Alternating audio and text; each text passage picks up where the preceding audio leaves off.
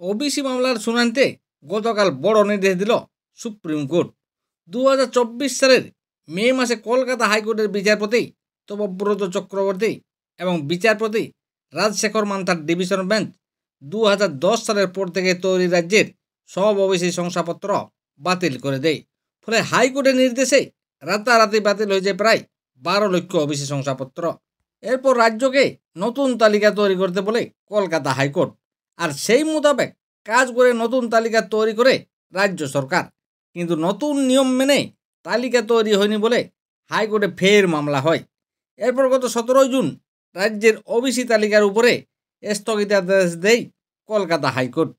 এরপর গতকাল রাজ্য সরকার সেই সিদ্ধান্তকে চ্যালেঞ্জ করে সুপ্রিম কোর্টে যায়। গতকাল 28 জুলাই সোমবার সেই মামলার শুনানি ছিল। সুপ্রিম কোর্টের প্রধান বিচারপতি গগৈ, বিচারপতি কে বিনোদ চন্দ্র এবং বিচারপতি NV অঞ্জরিয়া বেঞ্চে মামলাটির শুনানি হয়। আর শুনানির শুরুতেই প্রধান বিচারপতি গগৈ বলেন, এটা আশ্চর্যজনক। হাইকোর্ট কিভাবে এমন করে স্থগিতাদেশ দিতে পারে? কোন যুক্তিতে হাইকোর্ট এই সিদ্ধান্ত নিয়েছে?